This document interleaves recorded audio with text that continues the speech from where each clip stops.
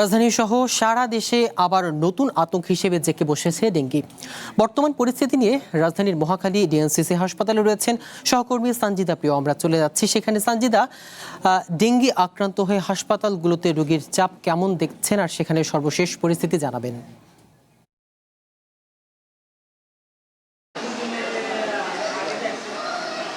সিয়াম, dengue আক্রান্ত হয়ে কিন্তু রাজধানীর সহ বিভিন্ন হাসপাতালে, যে রাজধানীর হাসপাতালগুলো রয়েছে সেই হাসপাতালগুলোতে কিন্তু রোগীর চাপ আসলে বেশি লক্ষ্য করা যাচ্ছে। আমি এই মুহূর্তে রয়েছে মহাখালী ডিএনসিসি হাসপাতালে। এই হাসপাতালটিতে যদি একটু জানিয়ে রাখি তাহলে যদি বলা যায় যে শুধু ডেঙ্গু রোগী না, এই হাসপাতালটিতে ডেঙ্গুর পাশাপাশি কিন্তু হামের রোগীও রয়েছে এবং হামের রোগীও কিন্তু এখানে চিকিৎসা নিচ্ছেন।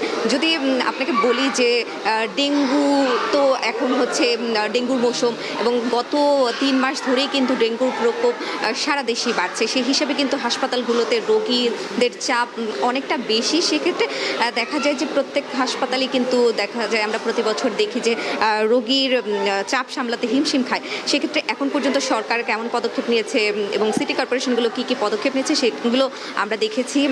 ডেঙ্গু প্রতিরোধে কিন্তু বিভিন্ন মহল কাজ করছে, সরকারি বেসরকারি বিভিন্ন সংস্থা কিন্তু সবসময় কাজ করে। সেক্ষেত্রে সংখ্যা কিন্তু বেড়েই যায়, আমরা এটি সবসময় লক্ষ্য করি। তো আমি যদি আপনাকে একটু জানিয়ে রাখি যে চলতি বছরে এ পর্যন্ত ডেঙ্গু আক্রান্ত হয়েছেন 5,994 জন। এর মধ্যে কিন্তু 62.1% পুরুষ এবং 37.9% নারী রয়েছেন। এবং দেখা যায় বর্ষার শুরুতেই কিন্তু এই আক্রান্তের সংখ্যা কিন্তু দিন দিন বাড়ে।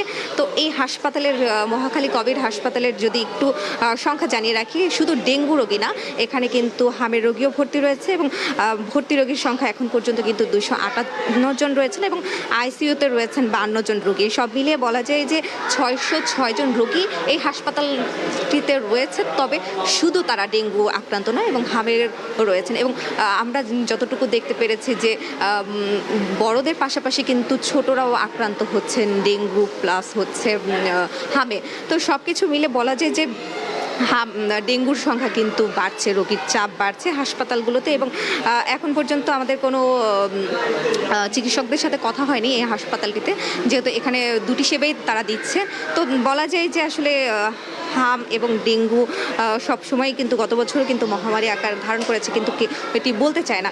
তো গত 24 ঘন্টায় কিন্তু 2 জন রোগী মৃত্যুবরণ করেছেন এবং এই সময় নতুন করে 423 জন ডেঙ্গু রোগী কিন্তু আক্রান্ত হয়েছেন। তো সব কিছু মিলে বলা যায় যে ডেঙ্গুর প্রকোপ এখন কিন্তু রাজধানীতে ভয়াবহ আকার ধারণ করছে। তো হয়তোবা পরবর্তী বুলেটিনে আমরা আপনাদেরকে আরও বিস্তারিত তথ্য তুলে ধরতে পারবো। সিয়াম, ধন্যবাদ সানজিদ আপনাকে। রাজধানী সহ সারা দেশে আবারও নতুন করে জেঁকে বসেছে ডেঙ্গি আতঙ্ক। এ বিষয়ে মহাখালী ডিএনসিসি হাসপাতাল থেকে বিস্তারিত জানাচ্ছিলেন সানজিদা প্রিয়।